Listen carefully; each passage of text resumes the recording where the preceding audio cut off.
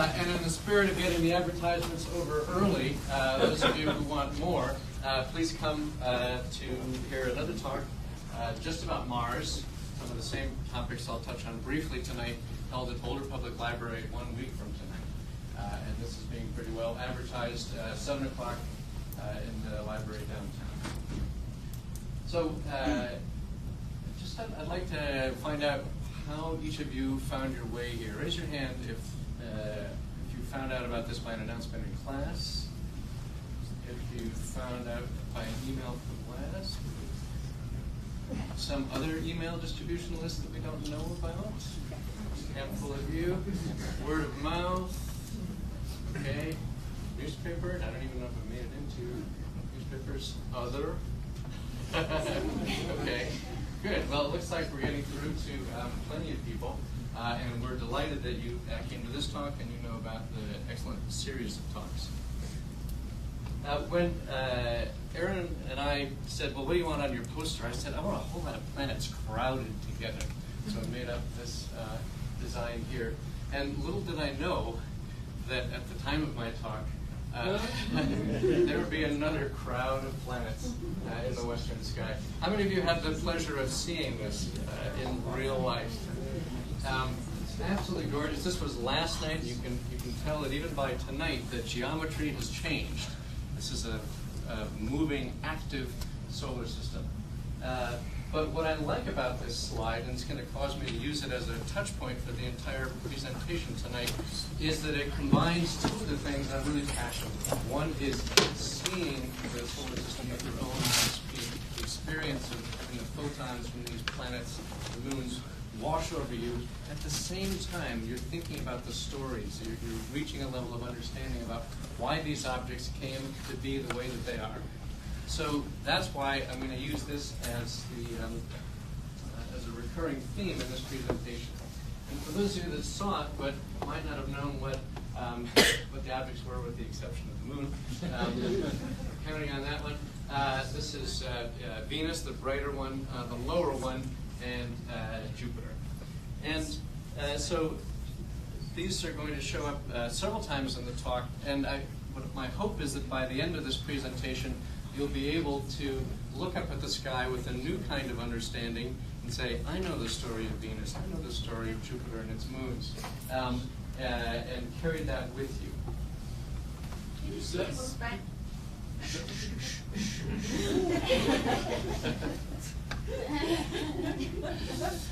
The way I'm going to organize my presentation tonight is to pull some extreme examples out about the behavior of planetary atmospheres that will really set up some underlying principles of where atmospheres come from and where atmospheres go. And so the first half of this is going to be training you in the principles of atmospheric evolution, evolution of planetary atmospheres. You'll become experts, and those of you that have seen me lecture will know that I'll be quizzing you. You don't just get to sit there.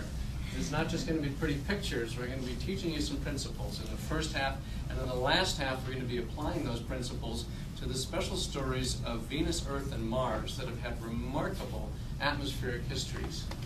As you may have seen in the advertisement of this talk, we're all aware of subtle changes in Earth's atmosphere. If the amount of carbon dioxide in our atmosphere changes by a certain number of parts per million, we're worried about serious change. But what you're going to see over the course of this lecture tonight is that huge changes have happened on all of these worlds that we're talking about. And our little microscopic view of Earth here and now doesn't in any sense capture the breadth, the drama of changes that have happened throughout our solar system. So there's a real lesson of appreciating our place, our home, that comes from studying these other worlds.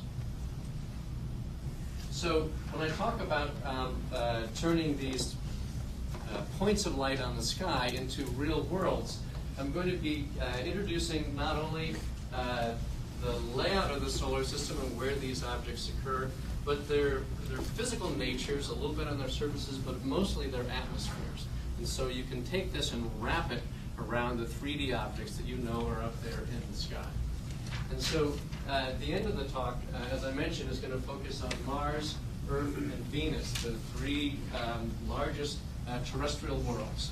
but we're going to draw some lessons from the Jovian planets, the giant planets early on, and even some of their moons, which are so far out on this scale that you can't see them.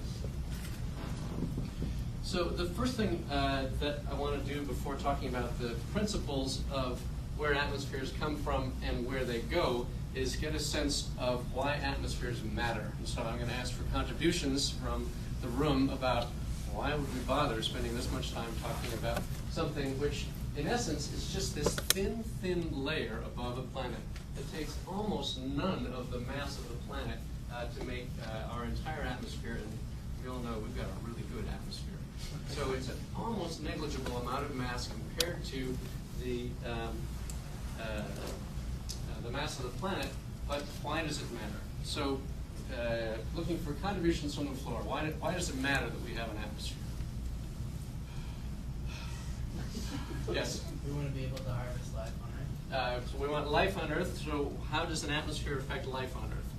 It traps the infrared Okay, good. energy coming from the sun. Good. And why does that matter? Because it heats up our planet. Okay. Our atmosphere makes our planet warm enough through the greenhouse effect. If we didn't have the right amount of greenhouse gases, our planet would be frozen. So that's one good thing that our atmosphere does. Anything else? Yeah.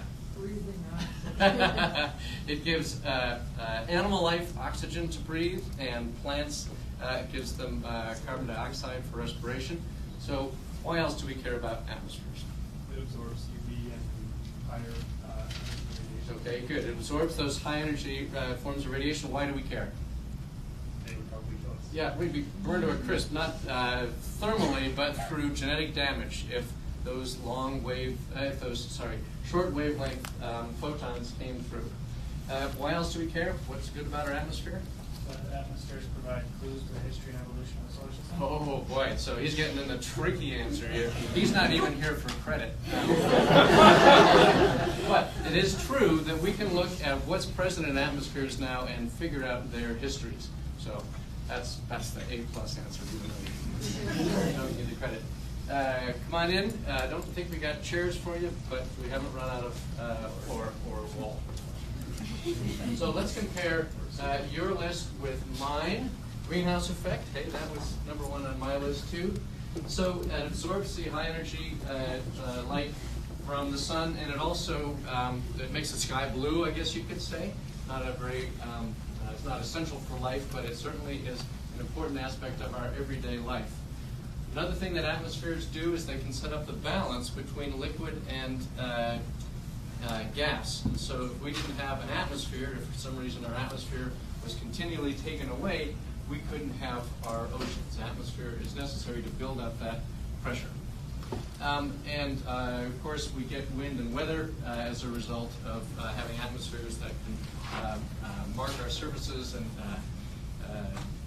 determine the opening day of ski resorts. All these things are a function of our atmosphere.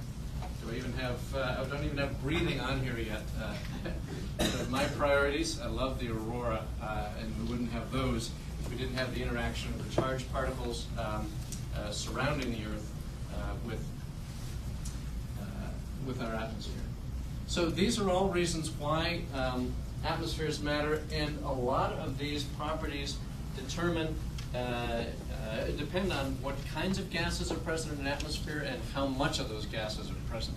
And so we're going to have to pay close attention to the composition, and I'll do a little fact check with you in a little bit. Did any of you notice that I had a very unscientific title when bad things happen to good planets? It's got real value words in there, and scientists are meant to be dispassionate and not assign values like that. But let's face it, we're utterly dependent on Earth's atmosphere. It's a good thing. And when we look at the nature of other planets, we wonder whether or not they might have been habitable. And it really depends not so much on their geological properties or their locations, a little bit on that, but it really depends quite substantially on their atmospheres. And so when we want to examine the question of the habitability of worlds in our solar system and elsewhere, we've really got to understand the importance of their atmospheres. So the next thing we're going to do is just do this little background check. What do you know about atmospheres? Who knows the two main ingredients of Earth's atmosphere?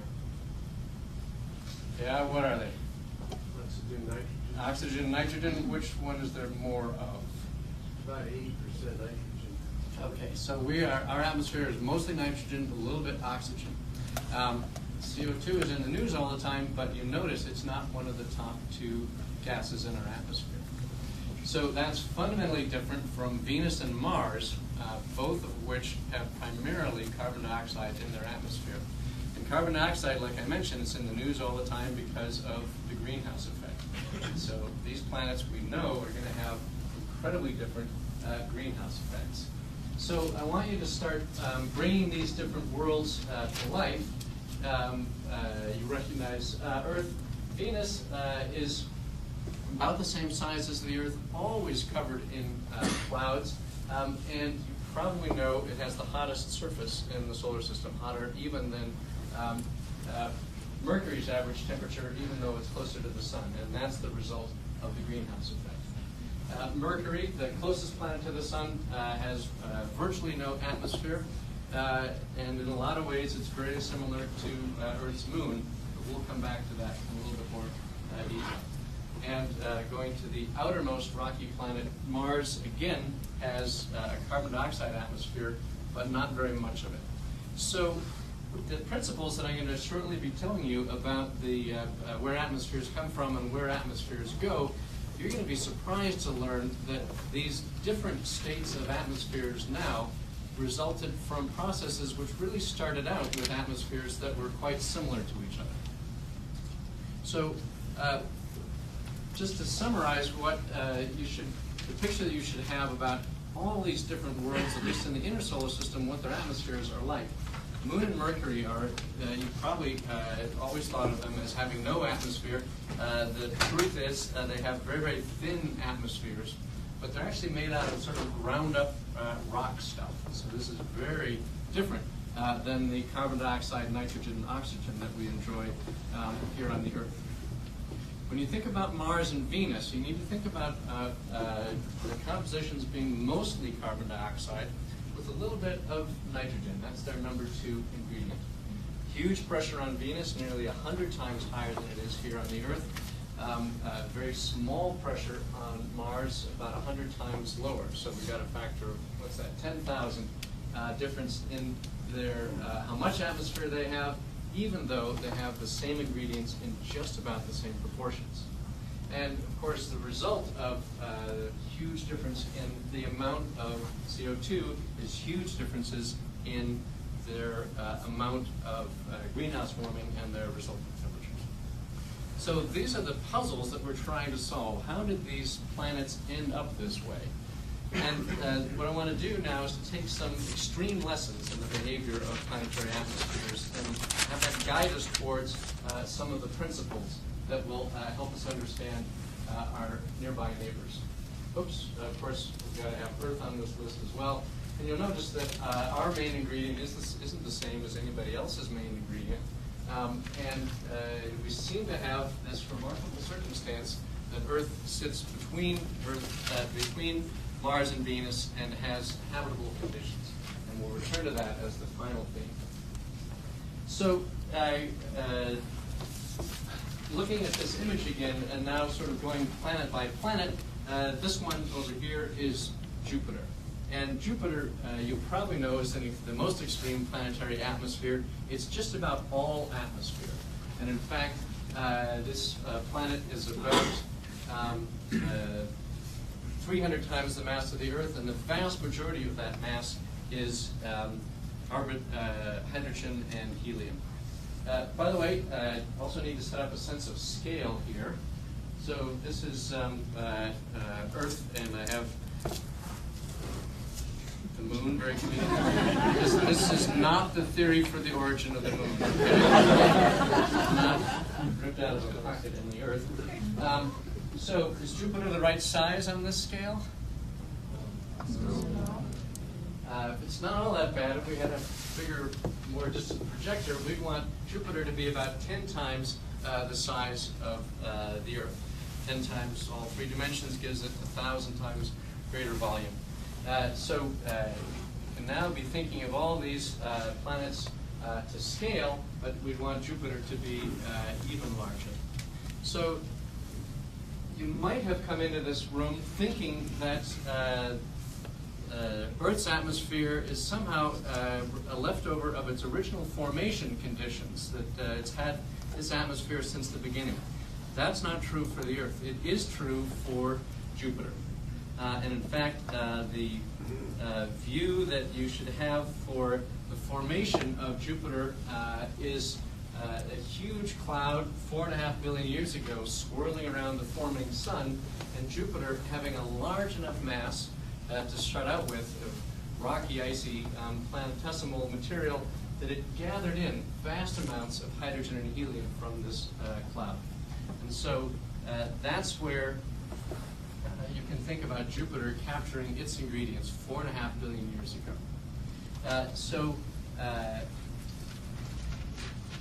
The principle that's going on here, well, I guess I put it up here as a question. Why was it that Jupiter was able to grab onto and hold on to so much mass? Well, it's that size thing, okay? So this is one of the basic principles of planetary atmospheres, that larger planets have stronger gravity and they can hold on to their atmospheres. And so as we start thinking about this progression here, we need to incorporate that idea that size affects gravity, affects their ability to hold on to their atmospheric ingredients. Now, at the same time that Jupiter was capturing all that hydrogen and helium, what was going on in the inner solar system with the forming rocky planets, the terrestrial worlds? This shows an impact happening on must be the forming Earth with its moon there.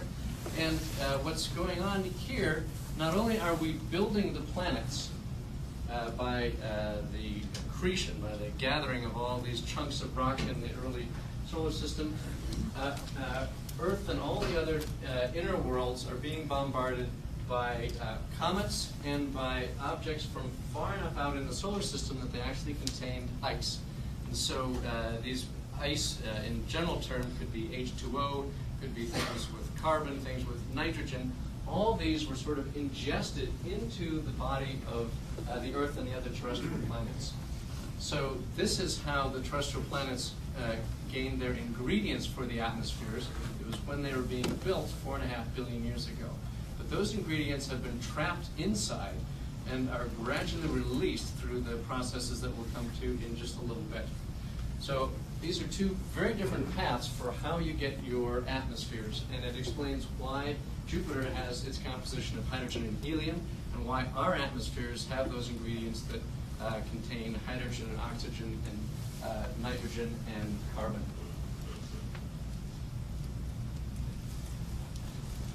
So returning to this theme and going from one extreme of the largest object to the other extreme of the smallest object, I just want to reiterate this point that the moon actually does have an atmosphere, a very difficult atmosphere to photograph. It turns out this is made out of sodium, which is not an ingredient that we normally think of in an atmosphere, probably blasted out of the rock, maybe by the impact of micrometeorites. There's a big debate over the origin of the moon's atmosphere. But there's very little of it, and it is always escaping. And so it always has to be replenished. This is, again, one of the interesting stories of planetary atmospheres, is we don't think of them as being static. We put stuff into the atmosphere billions of years ago, and it stays there. Planetary atmospheres tend to be more dynamic, with continuous source processes and continuous loss processes. So when we think about the moon being bombarded all the time, it's actually losing a little bit of its mass off into space in the form of its escaping atmosphere. Not surprising, because it has such weak gravity. So these are the ideas just to emphasize what's going on with the role of the size of the planet. And it turns out that the planet's gravity is only one way that its size controls the behavior of its atmosphere. The other way is through the process that moves material from the inside of the planet into the atmosphere, and that's actually volcanic eruptions. I'll describe this more in a little bit. Volcanic eruptions, everybody knows that they spew out lava, but they also spew out gas. And this is not really a coincidence. It's not as though the gas is along for the ride. The gas is actually the reason that the lava is able to erupt so efficiently at all. So when you think about this process of volcanoes erupting, we include this term called outgassing, which is a nice catch-all term. You don't even have to really understand what's going on as long as gas comes out from the inside.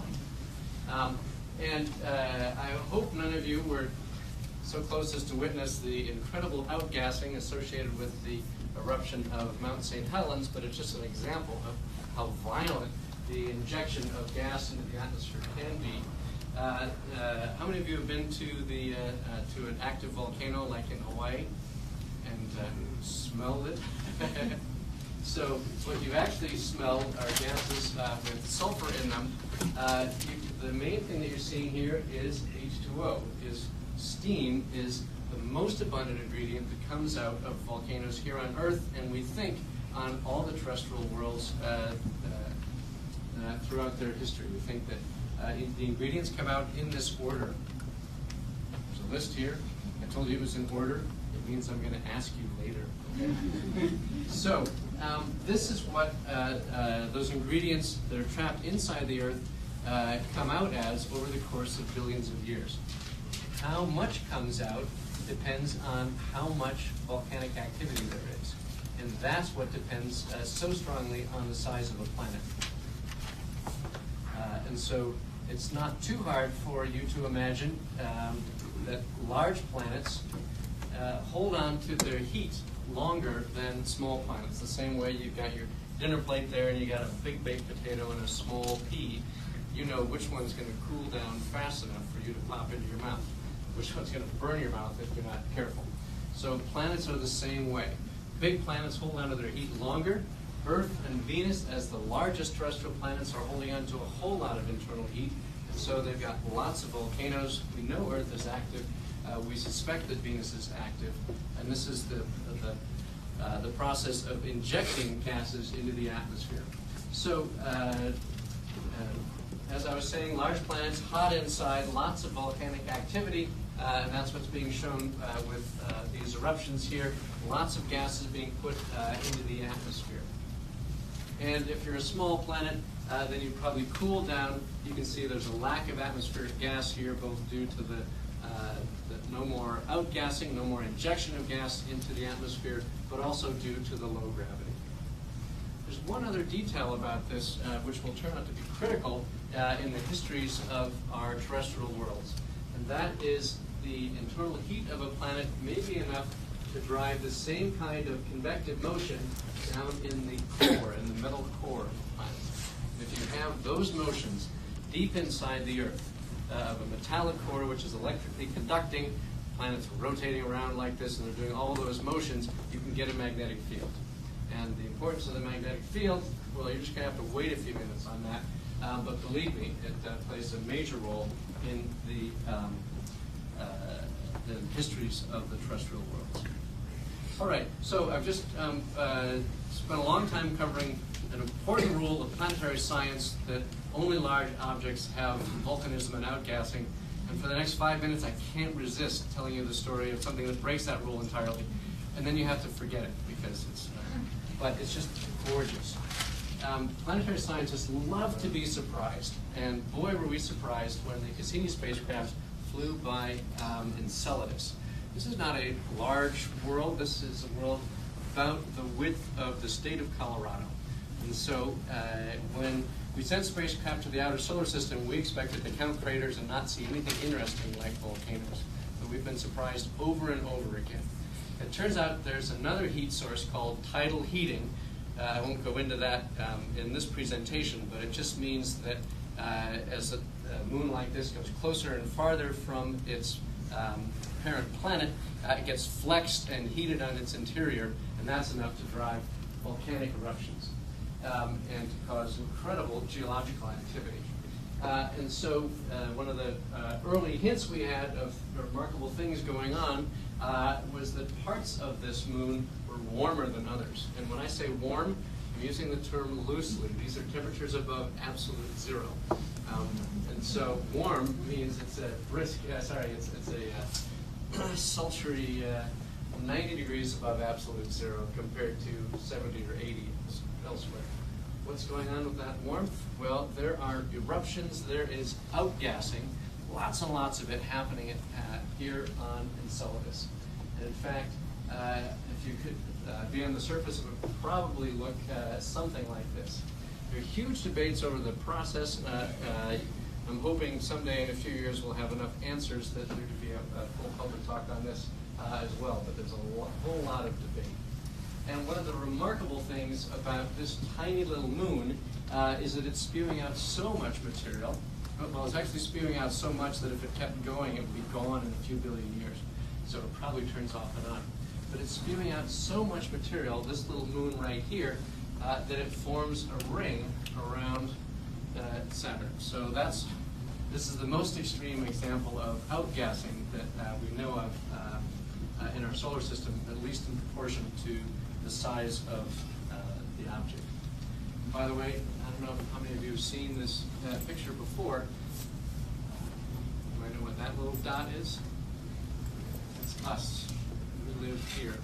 This is the Earth seen through Saturn's rings as photographed by a spacecraft hiding in the shadow of Saturn. So again, thinking all the time about enjoying the experience of seeing it with your eyes, but connecting it with the story. We're learning about outgassing all the way out here, and it's going to help us understand some of the principles of what's going on at the Earth. So now I need you to forget that small bodies can be so geologically active and cause so much outgassing, but remember that if outgassing happens on a small body, it's very easy for that material to escape. So I guess it still follows one of the rules of planetary size. Another rule that is going to turn out to be important is the role of how far a planet is from the sun. And we're going to start needing some volunteers here. Tyler, would you play? You can stay where you are. Okay, you're going to be Mr. Sun. Okay. And would you be the Earth? And you're willing to be Mars.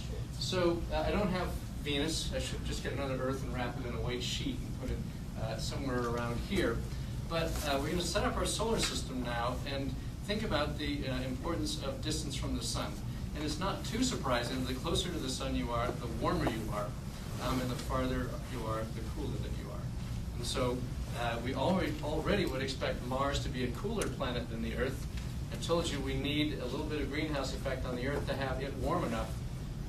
How are we going to have Mars habitable? We've got to have a whole lot of greenhouse effect on Mars. And we'll go back and see whether or not that was realistic.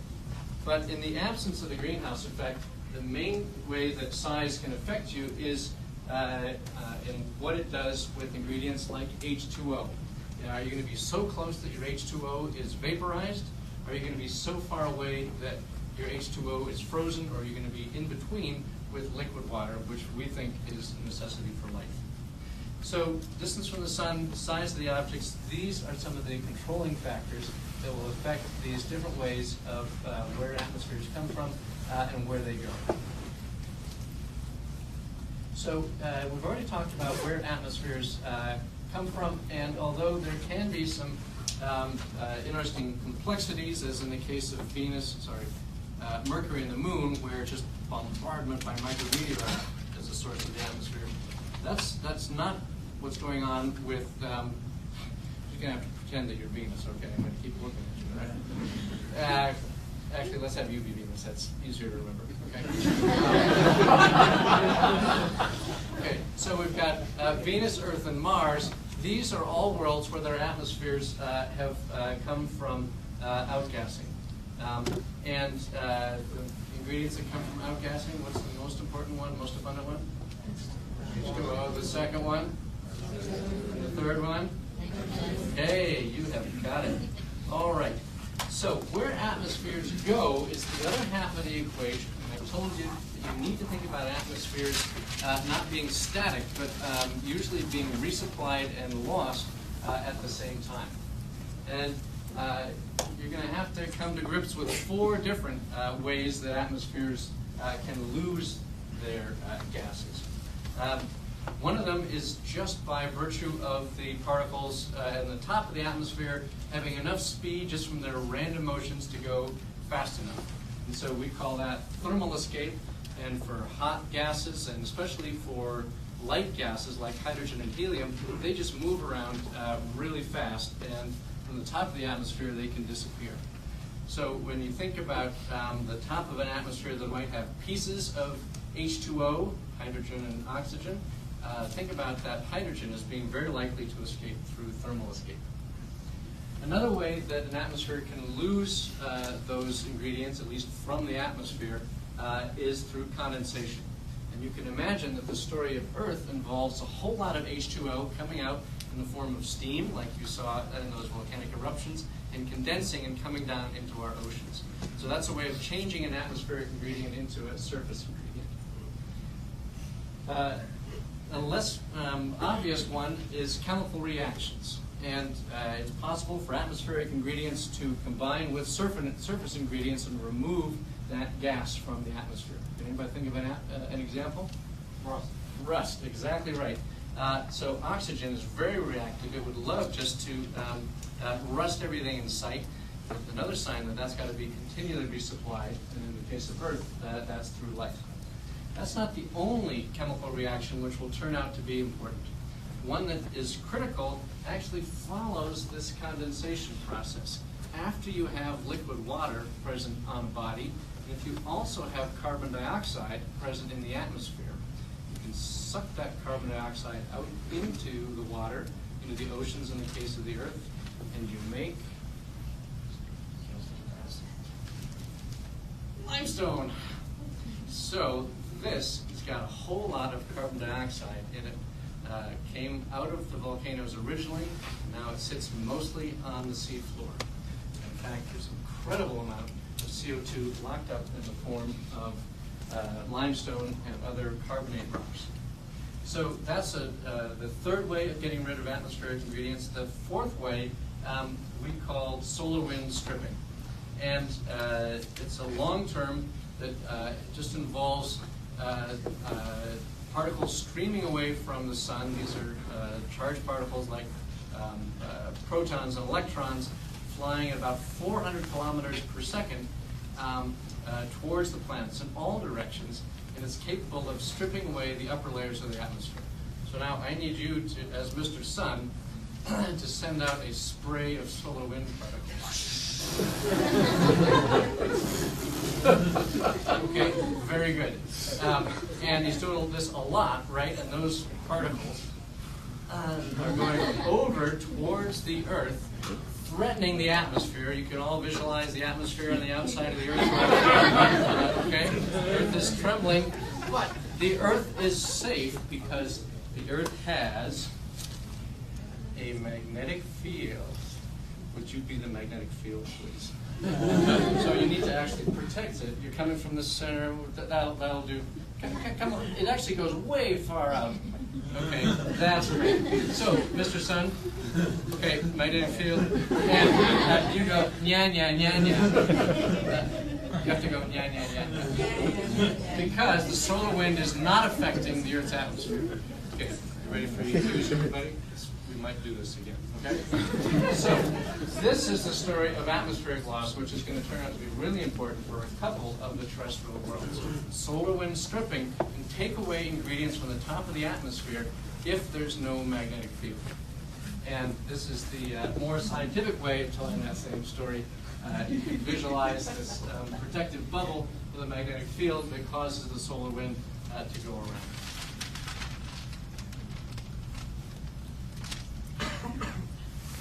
All right, so I need to briefly make an analogy here because it ties in with one of my favorite places in the solar system, a moon of Jupiter called Io.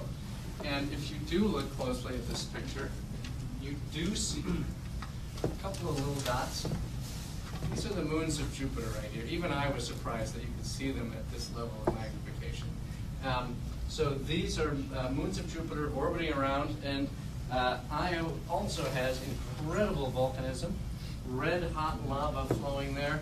It has incredible plumes of gas rising up into the atmosphere, and it has an incredible loss of that atmosphere into a ring of material surrounding Jupiter. And in fact, this it's not the solar wind which is stripping away the atmosphere of Io, it's what you might call the Jupiter wind, that would be the best analogy. And it's causing Io to shrink ever so slightly through the loss of its mass. And in fact, Io, which is about the same size as our own moon, has probably shrunk a mile or two in radius as a result of atmospheric loss. So you better believe it, atmospheric loss can really affect a planet. Okay, so we've talked about solar wind stripping, we've talked about thermal escape, condensation, and what was the other one? Chemical reactions. Good. Okay. We have a sharp group here.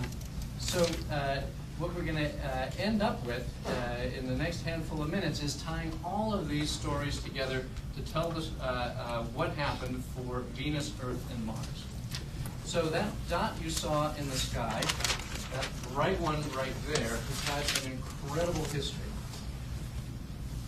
These are pictures of its atmosphere, which it's incredible clouds, and its surface, about 700 degrees, about as hot as a pizza oven, and it might even glow if it got dark enough at night.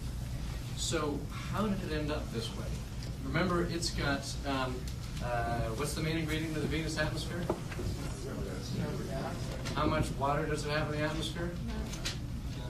But what comes out of volcanoes? What's the main thing that comes out of volcanoes? Okay, we've got a problem. Because Venus doesn't have oceans. All the water there should be boiled away into the atmosphere, and it's not there. So the story for Venus goes like this. If you let's imagine that Venus started out as a world only slightly warmer. Believe it or not, its distance does only make it slightly warmer than the Earth. That would take its oceans and evaporate them a little bit. Puts more H2O into the atmosphere. H2O, you probably know, is a greenhouse gas, and a very good one. So you put a little bit more H2O into the atmosphere, and the planet warms up a little bit. That causes a little bit more evaporation, a little bit more greenhouse effect. This is a runaway process until a little bit of extra warmth completely evaporates the oceans and causes an incredible greenhouse effect. So that gets us a steam atmosphere, but it doesn't get rid of the H2O. This is where Mr. Sun also gives off ultraviolet light. Sorry, I should have brought the black lamp for something like that. Ultraviolet light can break down H2O into hydrogen, hydrogen, and oxygen. And those can percolate to the top of the atmosphere. Well, I wish I had better Venus here. Well, you're going to have to pretend you got... All right, so you've got loose hydrogen and oxygen atoms in the top of your atmosphere. What happens to hydrogen? It's out of there because it's a light gas, and that leaves behind oxygen. What happens to oxygen? Some of it goes down to the surface. It's going to make the Venus surface rusty as well, probably. But Mr. Sun is also doing that solar wind thing, right? You do not have a magnetosphere. You do not have a magnetic field. It's a huge mystery why Venus has no magnetic field. Big arguments, but we know that it doesn't. And so all that loose oxygen up there in the top gets scraped away by the solar wind. So we've just gotten rid of all of ingredient number one for the atmosphere of Venus. And so we're actually doing all right on explaining the history of Venus. But that's only one of the places that we're trying to explain.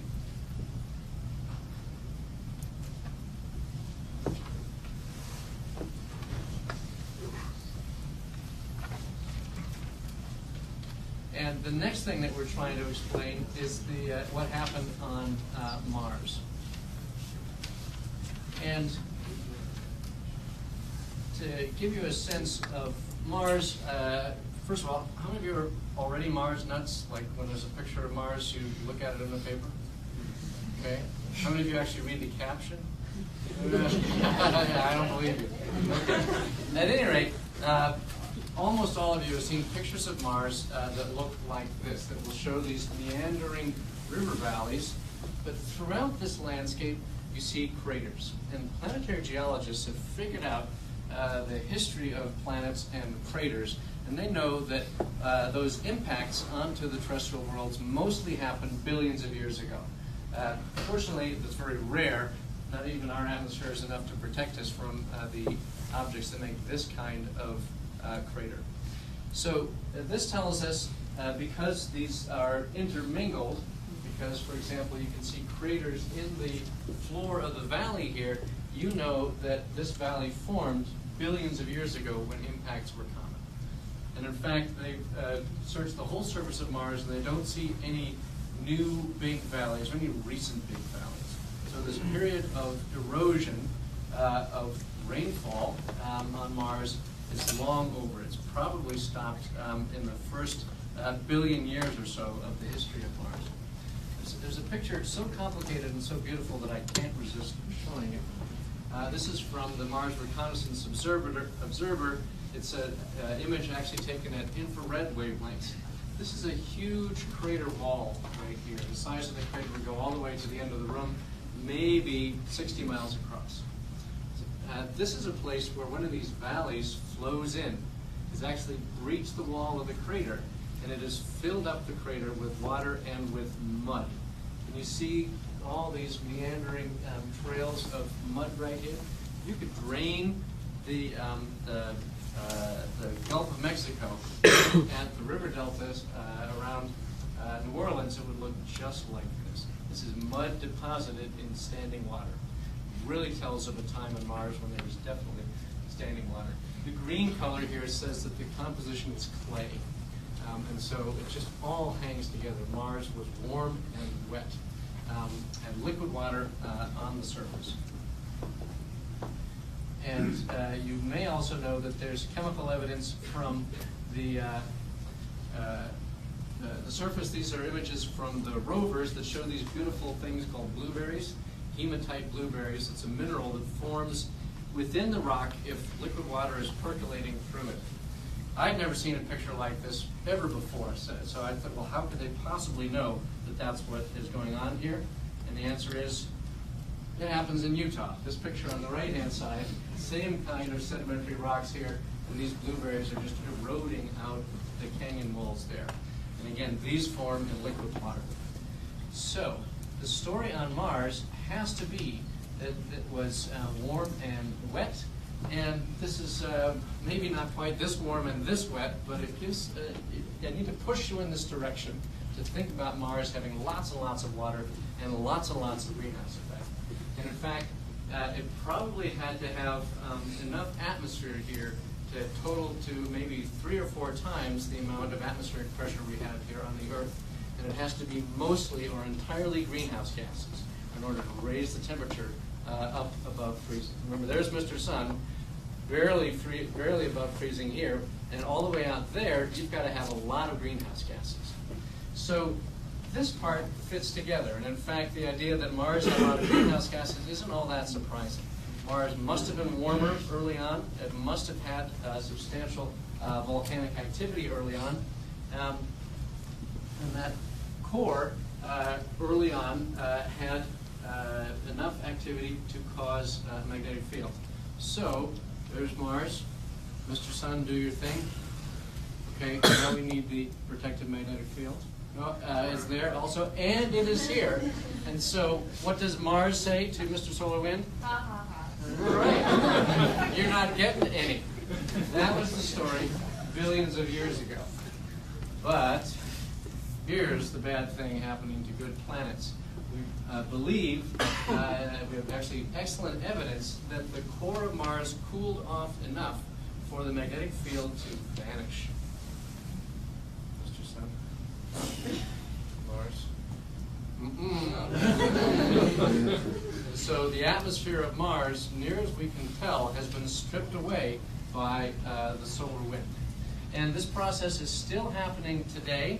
We have spacecraft in orbit around Mars that have measured this process of blobs being stripped away from the atmosphere. And in fact, this whole process of the loss of Mars' atmosphere is the focus of this mission called MAVEN. That I'm not done talking about MAVEN, but you should go next week to the library to hear Bruce Chakosky talk about it.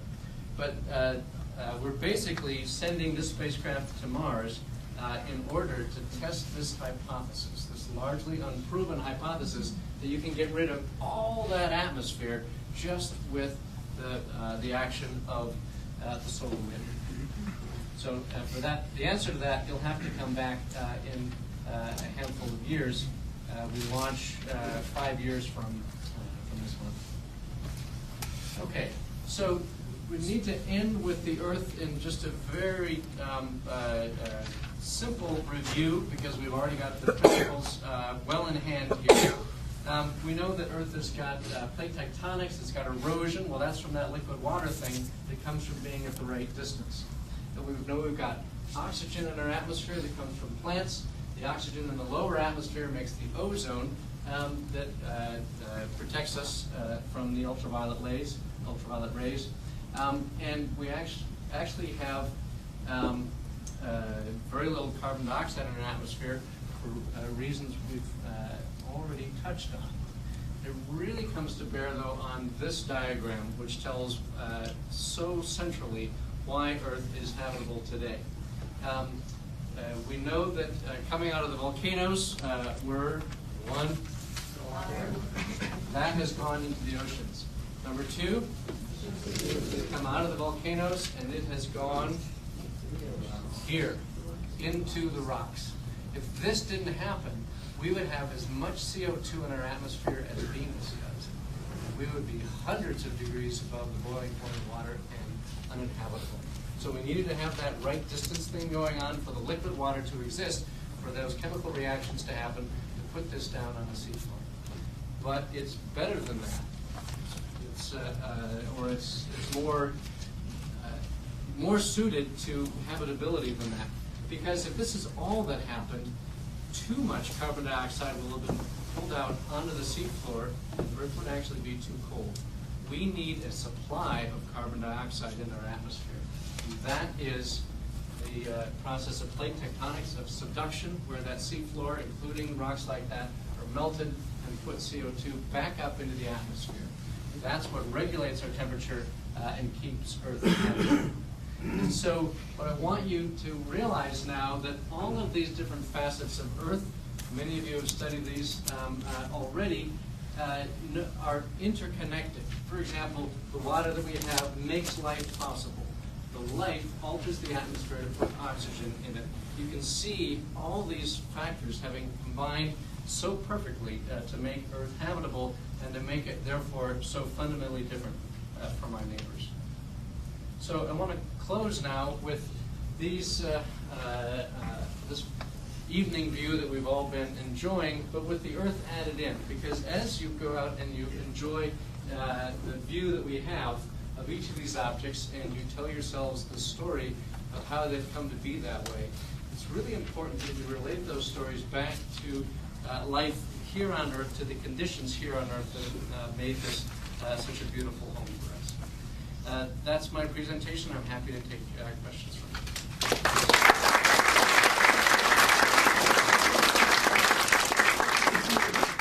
And let's have a round of applause for our volunteers.